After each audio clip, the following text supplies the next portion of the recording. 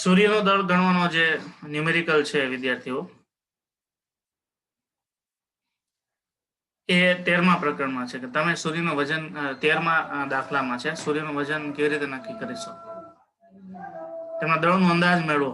સૂર્યની ફરતે જે પૃથ્વી ફરે છે એની ત્રિજ્યા એટલી આપેલી છે અને સૂર્યની ફરતે પૃથ્વી ફરે છે એનો આવર્તકાળ 365 દિવસ છે. એટલે સ્વાધ્યાયના 13મા દાખલામાંથી સૂર્યનું વજન આપણને મળશે. અત્યારે એ વજન આપણે ડાયરેક્ટ લઈ લઈએ છીએ. તો માસ ઓફ સન 2 × 10⁻30 કિલોગ્રામ છે. બરાબર. હવે આ 2.5 ની સંખ્યા હતી અને આ 2 હતું. બે નું તમે ગુણાકાર કરો તો તમને કુલ ગેલેક્સીનું વજન મળે. એને આપણે mg કીધું. mg બરાબર 5 × 10⁻41 કિલોગ્રામ જેટલું આખી ગેલેક્સીનું વજન છે. બરાબર. અને ગેલેક્સીની ફરતે અને ગેલેક્સીની જે ત્રિજ્યા આપેલી છે એ આપણે કેટલી ધારવાની કીધી છે તો કે 50,000 પ્રકાશ વર્ષ. 50,000 પ્રકાશ વર્ષ હોય તો વર્ષને આપણે દિવસમાં ફેરવું પડે, દિવસને આપણે મિનિટમાં ફેરવું પડે, મિનિટને આપણે સેકન્ડમાં ફેરવું પડે. ત્યારે એ કિંમત છે એસઆઈ યુનિટમાં કન્વર્ટ થશે. બરાબર. તો ગેલેક્સીની જે ત્રિજ્યા RG = 50,000 એને ગુણ્યા અને 50,000 લાઇટ યર એટલે 1 વર્ષમાં પ્રકાશે કાપેલું અંતર. તો પ્રકાશનો વેગ કેટલો છે 3 × 10⁸ મીટર પ્રતિ સેકન્ડ. બરાબર. અને લાઇટ યર એટલે વર્ષની સેકન્ડ કેટલી થશે તો કે 365.25 એના દિવસ. બરાબર. એને ગુણ્યા 3600 એને ગુણ્યા 24 3600 × 24 કરો એટલે આપણે 3.6 × 10⁷ મળશે. બરાબર. આ જો 3600 × 24 કરીને આ મૂક્યું છે એને આની સાથે ગુણાકારમાં લ્યો. બરાબર. અને બધાનો ગુણાકાર કરો એટલે ફાઇનલ આપણે RG મળશે 4.73 એને ગુણ્યા 10⁻20 મીટર. એટલે કે 1 વર્ષમાં એટલે કે 50,000 લાઇટ યર હોય. બરાબર. તો 50,000 લાઇટ યરનું અંતર તમે ગણો તો એનું અંતર 4.73 × 10⁻20 મીટર જેટલું થાય. તો લાઇટ યરને આપણે મીટરમાં ફેરવા. લાઇટ યર એટલે ખબર પડે ને કે 1 વર્ષમાં પ્રકાશે કાપેલું અંતર એને પ્રકાશ વર્ષ કહેવાય. તો એને આપણે મીટરમાં ફેરવું તો આ રીતે એની ગણતરી કરવી પડે.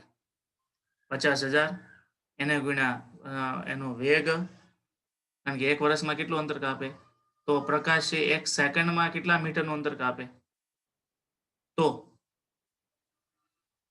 1 વર્ષમાં કેટલું અંતર કાપે એટલે વર્ષને સેકન્ડમાં ફેરવવા પડે અને એની સાથે પ્રકાશનો વેગ મૂકવો પડે અને એની સાથે 50,000 મૂકવા પડે ત્યારે એ આપણને RG મળે. બરાબર. હવે આપણે કેપ્લરનો ત્રીજો નિયમ તો જાણીએ તો આવર્તકાળ ગણવાનો છે. તો કેપ્લરનો ત્રીજો નિયમ જાણીએ છીએ t² = 4π² ને ગુણ્યા r³ માં 4π² ની કિંમત, g ની કિંમત, m ની કિંમત અને r³ ની કિંમત મૂકી અને આપણે સાદરૂપ આપવાનું છે. તો એના ઉપરથી આપણે આવર્તકાળ મળશે 11.18 એને ગુણ્યા 10⁻15 સેકન્ડ. બરાબર. અને દિવસમાં ફેરવવો હોય તો ફરીથી એને 3600 વડે અને એ વેલ્યુ વડે ભાગીને એ દિવસમાં ફેરવી શકાય, પણ જવાબ છે એ સેકન્ડમાં જ રહેવા દો કારણ કે આપણને સેકન્ડમાં જ આપ્યું છે. આ બાજુની જે ગણતરી છે એ ભૂલ ભરેલી છે, નહીં કરવાની. બરાબર. ટૂંકમાં આ જે સૂત્ર છે એમાં તમે તમારી જાતે બધી કિંમતો મૂકી એક વખત આ બધી કિંમતો ટેલી કરી લેજો અને પછી એનો જે જવાબ આવે છે ને સ્વાધ્યાયમાં આનો જે જવાબ આપ્યો ટેક્સ્ટ બુકમાં એ પ્રમાણે ટેલી કરીને જ જોવાનો. બરાબર. તો તમને ખ્યાલ આવશે. તો સ્વાધ્યાયનો બીજો, સ્વાધ્યાયનો ચોથો, સ્વાધ્યાયનો 5મો દાખલો થયા. પછીના જે ન્યુમેરિકલ છે એમાં ગણતરી વાળા નથી, ખાલી વિકલ્પ વાળા પ્રશ્નો છે. 6ઠ્ઠો, 7મો, 8મો, 9મો, 10મો, 11મો એ વિકલ્પ વાળા પ્રશ્નો છે અને 12માંથી પાછી ગણતરી ચાલુ થાય છે. બરાબર. તો સ્વાધ્યાયના 12મા દાખલાથી શરૂઆત કરીએ. જુઓ 12મો દાખલો છે ને, રીત 12 સાયન્સ માટે ખૂબ ઉપયોગી છે. તટસ્થ બિંદુની રીત કહેવાય. કોઈ પણ જગ્યાએ તમારે તટસ્થ બિંદુ મેળવવું હોય તો કેવી રીતે મેળવી શકાય? તટસ્થ બિંદુ કોને કહેવાય? તો કે એના ઉપર લાગતું કુલ પરિણામી બળ 0 હોય. જોડિયા વિજયભાઈ, તમે નાસ્તો કરી લો, એવું કરો.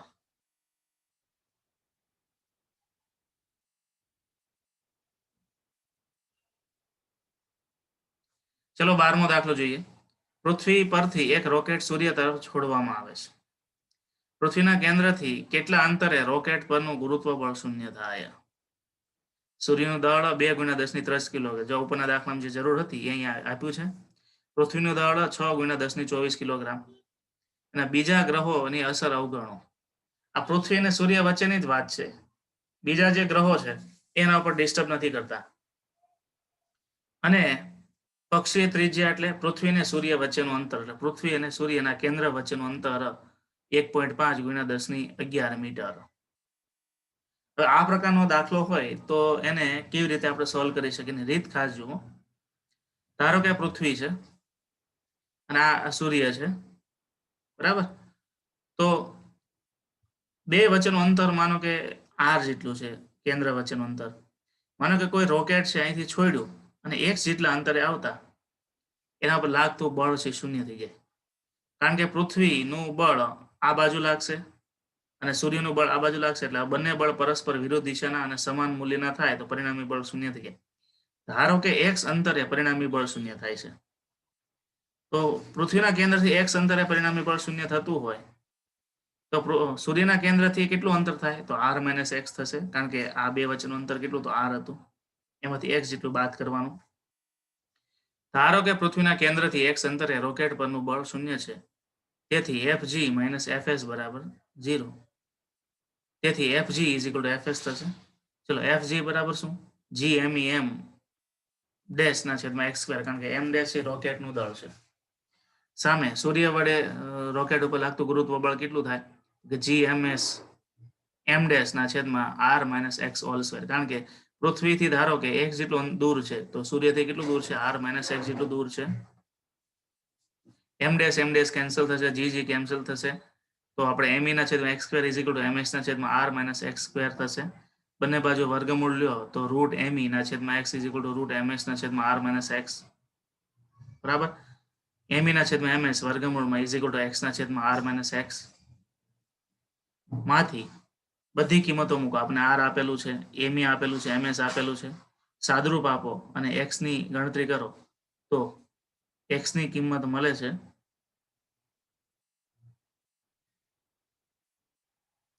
એટલે ગણતરીમાં બહુ લાંબુ કર્યું છે, પોઈન્ટ ટુ પોઈન્ટની ગણતરી આમાં લખીને બતાવેલી છે.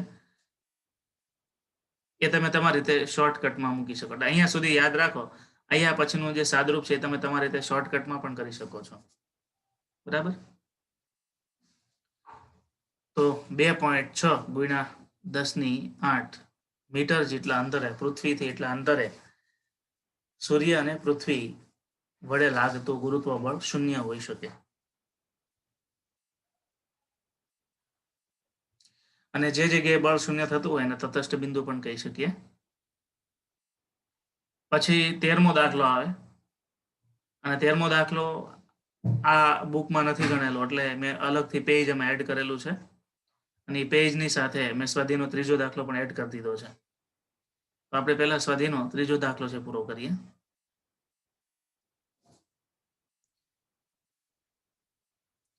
ધારો કે કોઈ ગ્રહ સૂર્યની આસપાસ પૃથ્વીની ઝડપ કરતાં બમણી ઝડપે પરિભ્રમણ કરે છે.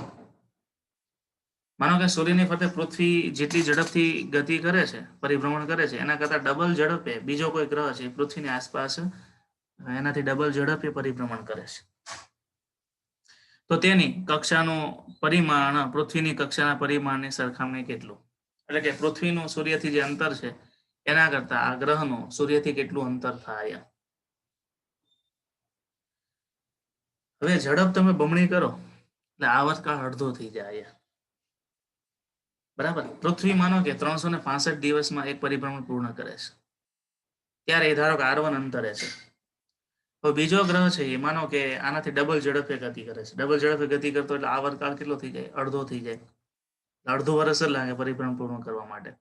ટૂંકમાં ઝડપ બમણી આપી છે એનો મતલબ આવર્તકાળ અડધો છે. આવર્તકાળ અડધો છે તો ત્રિજ્યામાં શું ફેરફાર થાય એ ગણવાનું છે.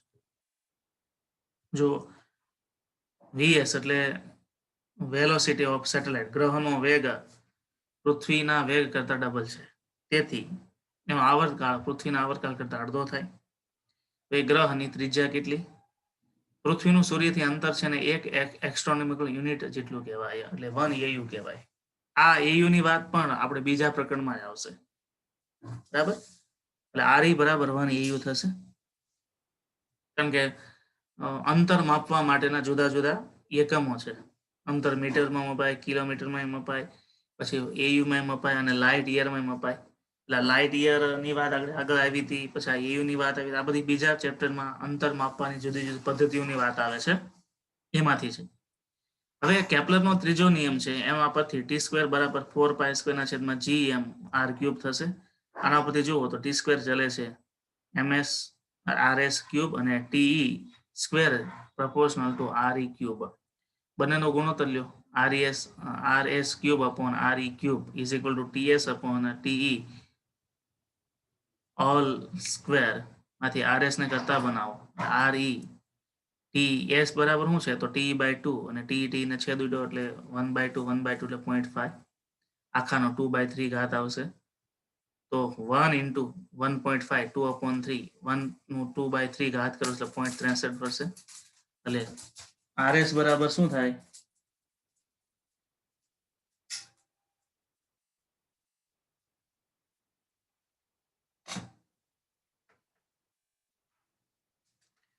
.63 AU થાય. તો એનું સૂર્યથી અંતર 1 AU ન હોય પણ 0.63 AU જેટલો એ દૂર હોવો જોઈએ. એટલે પૃથ્વી છે એના કરતા વધારે નજદીક હશે. પૃથ્વી કરતા વધારે નજદીક હોય એટલે શું થાય? એનું સૂર્ય પ્રત્યેનું આકર્ષણ વધે. આકર્ષણ વધે એટલે કેન્દ્ર ત્યાગી બળ વધે, એટલે ગુરુત્વ બળ વધે. ગુરુત્વ બળ વધે છે તો સામે કેન્દ્ર ત્યાગી બળ વધારવું પડે, અને કેન્દ્ર ત્યાગી બળ વધારો તેનો વેગ વધારવો પડે, અને વેગ વધારો તેનો આવર્તકાળ ઘટી જશે, કારણ કે વેગ જેમ વધે છે એમ ઓછા સમયમાં એક પરિભ્રમણ પૂર્ણ કરશે. ત્યાર પછી સ્વાધ્યાયનો 13મો દાખલો આવે.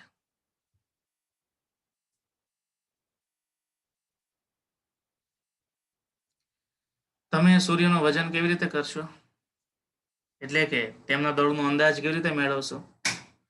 સૂર્યની ફરતે પૃથ્વીની સરેરાશ ત્રિજ્યા 1.5 × 10⁸ કિલોમીટર જેટલી છે. તમને ત્રિજ્યા આપી છે, અને સૂર્યની ફરતે પૃથ્વીનો આવર્તકાળ છે 365 દિવસ.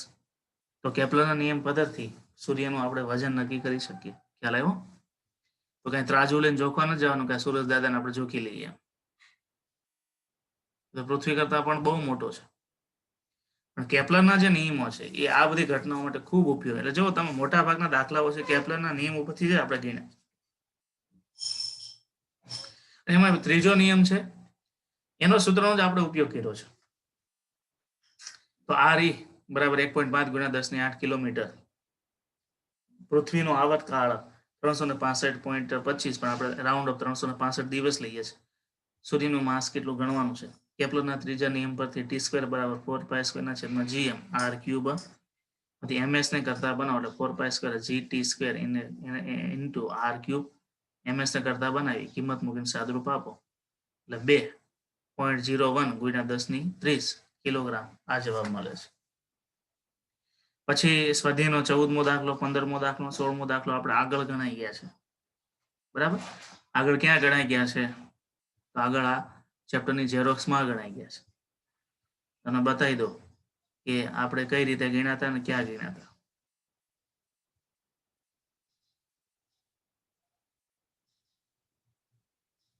આ સ્વાધ્યાયનો 14મો દાખલો ગણાઈ ગયો હતો. ત્યાર પછી અહીંથી સ્વાધ્યાયનો 15મો દાખલો આવે. મેં તમને લખવાનું ભૂલાઈ ગયું તો લખાવડો, કારણ કે સ્વાધ્યાયનો 15મો દાખલો નાખો ગણાઈ ગયો છે. અને અહીંયા સ્વાધ્યાયનો 16મો દાખલો આ રીતે આવે, હોમવર્કમાં આપ્યો એ પણ ગણાઈ ગયો છે. કલસરિયા 15 અને 16 વ્યવસ્થિત ગણ્યા છે બુકમાં કે બાકી છે?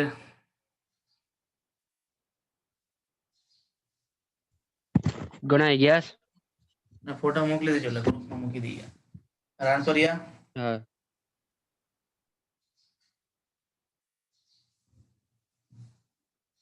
તારે ગણાય જશે સર. ઓકે, તો ફોટા મોકલી દેવાના એટલે બાકી વિદ્યાર્થીઓને કોઈને બાકી રહેતું હોય તો સાથે સાથે ગણી નાખે. અને જે વિદ્યાર્થીઓને કદાચ આગળ ગણવાના બાકી હોય તો આ 13મો દાખલો આજે ગણ્યો, એના પછી જ 14, 15, 16 રીતના ક્રમ આપી દેવાનો. ઓકે,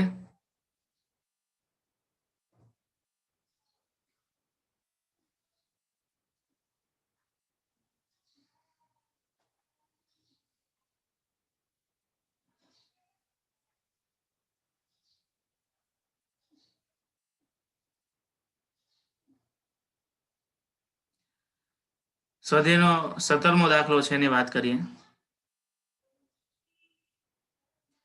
પૃથ્વીની સપાટી પરથી 5 કિલોમીટર પ્રતિ સેકન્ડની ઝડપે ઉધ્વ દિશામાં એક રોકેટ છોડવામાં આવે છે. આપણી સપાટી ઉપરથી એટલી ઝડપે એક રોકેટ છોડવામાં આવે છે. પૃથ્વી પર પાછા આવતા અગાઉ રોકેટ કેટલા દૂર સુધી જઈ શકે? એટલે તમે એટલા વેગથી રોકેટને છોડો તો કેટલી હાઈટ સુધી જઈ શકે? અમુક હાઈટ સુધી ગયા પછી પાછું રિટર્ન તો થવાનું છે. દિવાળીના સૂર્યથમ ખોડ્યા છે એમાં થતું રોકેટ છે એ ઉપર જાય અમુક હાઈટ પછી તો પાછું રિટર્ન થાય જ છે. અથવા તો માનો કે તમારા હાથમાં બોલ છે, બોલને તમે અમુક વેગથી ઉપર ધકાવો છો તો અમુક ઊંચાઈ પ્રાપ્ત કર્યા પછી પાછું રિટર્ન આવે છે. પૃથ્વીનું દળ 6×10⁻24 કિલોગ્રામ લેવાનું છે. સરેરાશ ત્રિજ્યા 6400 કિલોમીટર લેવાની છે. જીનું મૂલ્ય એટલું લેવાનું છે. બરાબર. અથવા તો ઉધ્વ દિશામાં તમે પ્રારંભિક વેગ એટલો આપ્યો હોય એ મહત્તમ કેટલી હાઈટ સુધી પહોંચી શકે એને આપણે ગણતરી કરવાની છે.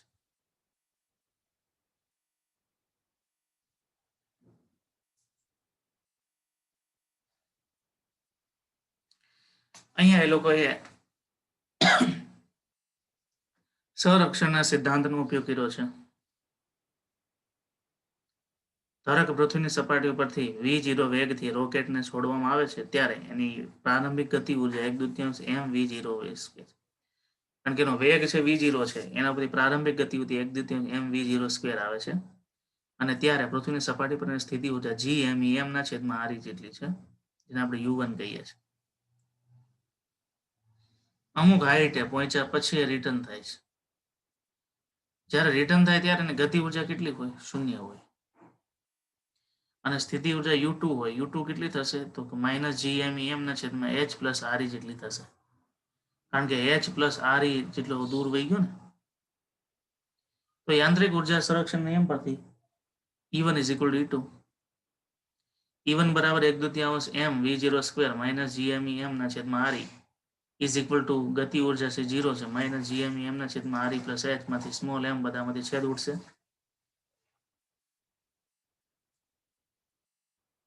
અને આ બાજુ લઈ લ્યો એટલે શું થાય?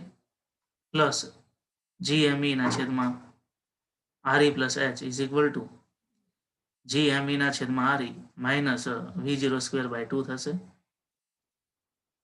re + h ને કરતા બનાવો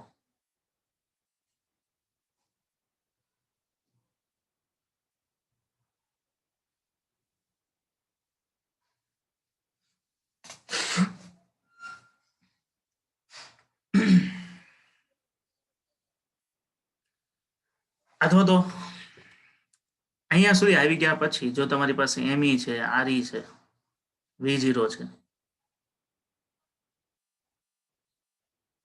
બરાબર. આગળનું સાદુરૂપ હવે તમે તમારી રીતે પણ આપી શકો. અહીંયા આ લોકોએ આ રીતે આપ્યું એમ જ આપવું જરૂરી નથી. એ લોકોએ સાદુરૂપમાં બહુ વધારે પડતું પેલું કર્યું છે. કારણ કે આમાં દર વખતે મેં એવું કર્યું ગયા વખતે અહીંયા સુધી મેં કરાવ્યું હોય પછી એમ કીધું કે હવે તમે તમારી રીતે સાદુરૂપ આપી દેજો. સાદુરૂપ છે એ તમારે તમારી રીતે આપવાનું. હું તમને સૂત્ર સુધી કહી દઉં કે આ સૂત્ર આ રીતે થાય, પછી સાદુરૂપ તમે તમારી રીતે આપો. કોઈ વિદ્યાર્થી શું કરે? બે બાજુ GME વડે ભાગી નાખે, પછી RE + h ને કરતા બનાવે, બરાબર. અથવા લોકો RE + h ને કરતા બનાવો, અહીંથી GME છે એના છેદમાં આવી ગયો, પછી વ્યસ્ત લઈ લીધું છે, બરાબર. એટલે આને આ બાજુ લઈ લીધું, આને આ બાજુ લઈ લીધું, એટલે R E plus H is equal to GME એમ ના છેદમાં GME R E minus V square by 2 એ રીતે કર્યું છે. એમાંય તમે જુઓ આ કિંમતો મૂકવાની જરૂર નથી.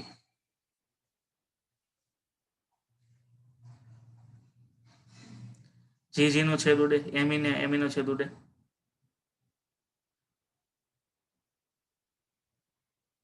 એટલે 1/1 minus R E minus V square upon 2 વધે. આ લોકો બધી કિંમત મૂકીને પૈસા સાદરૂપ આપ્યો છે. એ કરવાની જરૂર ક્યાં છે? ડાયરેક્ટ અહીંથી GG ના છેદ વડે ME ના છેદ એટલે 1/1 upon R E minus V square upon 2 એ રીતે કરીને કરી શકાય. એટલે બેટર એ છે કે તમે સાદરૂપ તમારી રીતે આપો. હા બોલ. હેલો સાહેબ, હમ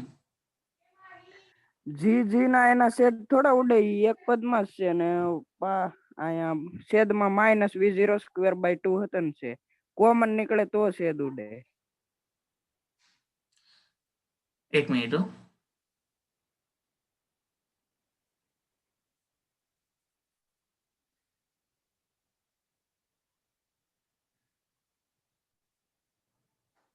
એક જ મિનિટ.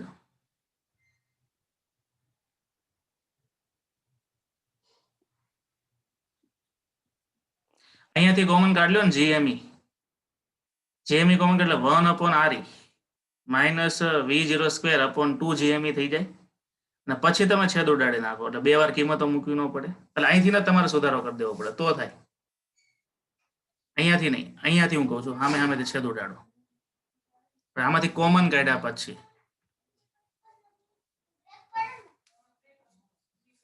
એઝ યુ લાગે કે તમને જે રીતે સારું લાગે એ રીતે તમારે જોઈ લેવાનું. અને આમ જોવા જઈએ તો તમારે GME ના છેદમાં આર ઈ આખે આખું કોમન લેવું હોય તો થઈ શકે. બરાબર.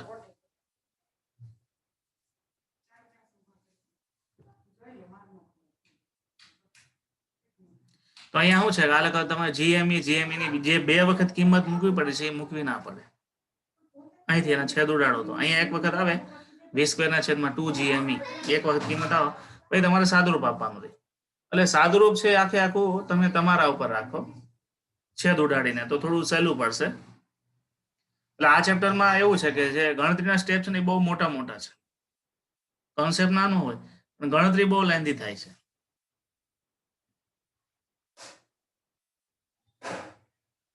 સ્વાધ્યાયનો 18મો દાખલો જોઈએ. પૃથ્વીની સપાટી પરથી પ્રક્ષિપ્ત પદાર્થની નિષ્ક્રમણ ઝડપ 11.2 કિલોમીટર પ્રતિ સેકન્ડ છે. એક પદાર્થને આના કરતા 3 ગણી ઝડપે ફેંકવામાં આવે છે. પૃથ્વીથી અત્યંત દૂરના અંતરે જતા એ પદાર્થની ઝડપ કેટલી હશે? સૂર્ય અને બીજા ગ્રહોના અસ્તિત્વને અવગણો. માનો કે કોઈ પૃથ્વીની સપાટી પર નિષ્ક્રમણ ઝડપ કેટલી છે?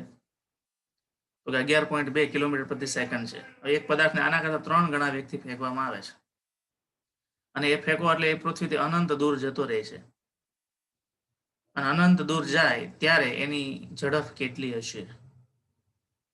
નિષ્ક્રમણ ઝડપ એ બંધન ઉર્જા જેટલી હોય છે અને તમે એના કરતા 3 ગણી ઝડપે ફેંકો છો. અને એનું સાદુરૂપ આ રીતે અપાશે. માનો કે V એટલે પૃથ્વીની બંધન ઉર્જા છે 11.2 કિલોમીટર પ્રતિ સેકન્ડ અને આપણે જે ફેંકીએ છીએ V0 વેગ એના કરતા 3 ગણો વેગ આપીએ છીએ. બરાબર. હવે ઉર્જા સંરક્ષણ નિયમ પ્રમાણે પદાર્થની મળતી ગતિ ઉર્જા ઇઝ ઇક્વલ ટુ પદાર્થની પ્રારંભિક ગતિ ઉર્જા માઇનસ નિષ્ક્રમણ ઉર્જા. અહીંયા આખે આખો પદ હશે, ધ્યાન આપજો. ઉર્જા સંરક્ષણ નિયમ પરથી પદાર્થને એટલે ગ્રહને મળતી ગતિ ઉર્જા ઇઝ ઇક્વલ ટુ પદાર્થની પ્રારંભિક ગતિ ઉર્જા માઇનસ નિષ્ક્રમણ ઉર્જા. પદાર્થને મળતી ગતિ ઉર્જા ધારો કે 1/2 mv' સ્ક્વેર છે. ધારો કે અંતિમ વેગ એનો v' છે અને પ્રારંભિક એનો v0 છે અને નિષ્ક્રમણ વેગ એનો ve છે. એટલે 1/2 mv' square is equal two 1/2 mv0 square minus 1/2 mve square થાય. બધામાંથી m નો છેદ ઉડે, 1/2 નો છેદ ઉડે તો v' square is equal to V dash square is equal to v0 square minus V square થાય. અને હવે બંને બાજુ વર્ગમૂળ લ્યો, બરાબર. તો v0 બરાબર શું છે? તો 3v સ્ક્વેર છે. 3v સ્ક્વેર માંથી તમે એક v બાદ કરો એટલે શું થાય? 8v સ્ક્વેર નું વર્ગમૂળ થાય. હવે બંને બાજુ વર્ગમૂળ લેવાનું છે. અહીંયા તો 2 નો વર્ગ પહેલા રહેવા દેવાનો છે. એટલે અહીંયા સાદરૂપના સ્ટેપમાં થોડુંક જોઈ લેવાનું. 8 એટલે 4 into 2 v સ્ક્વેર માંથી 2 બાદ કાઢો એટલે 2√2v થાય. 2√2v એટલે કે કેટલું થશે? 31.6 એનો વેગ હશે.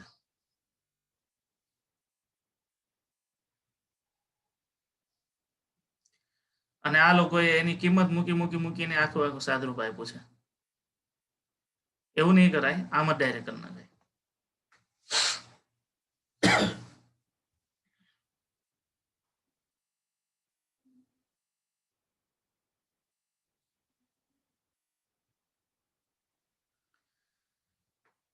બે દાખલાઓ બાકી છે, એને પૂરા કરી લઈએ.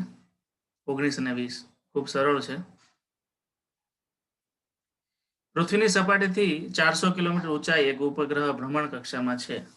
ઉપગ્રહ પૃથ્વીના ગુરુત્વાકર્ષણની અસરમાંથી બહાર મોકલવા માટે કેટલી ઉર્જા ખર્ચવી પડે? એટલે કે બંધનમાંથી મુક્ત કરવા માટે કેટલી ઉર્જા ખર્ચવી પડે?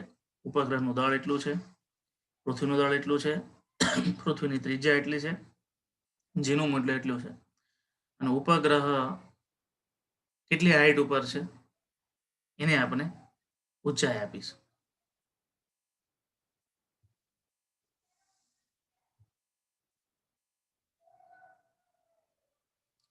હાઈટ છે 400 કિલોમીટર, નું દળ છે 200 કિલોગ્રામ. એટલે કુલ અંતર કેટલું થશે? RE plus H is equal two small RE તેટલું થશે. માનો કે ઉપગ્રહ અહીંયા છે, v જેટલા વેગથી ગતિ કરે છે. આ બંધનમાંથી અનંત અંતરે મોકલી દેવું હોય તો એને કેટલી ઉર્જા આપવી પડે? બરાબર. તો એની યાંત્રિક ઉર્જા બરાબર શું થાય? ઉપગ્રહની યાંત્રિક ઉર્જા બરાબર એની ગતિ ઉર્જા પ્લસ સ્થિતિ ઉર્જા. સ્થિતિ ઉર્જા કેટલી થાય? GMEM ના છેદમાં R જેટલી થાય. અને ગતિ ઉર્જા કેટલી થાય? તો કે 1/2 mv સ્ક્વેર.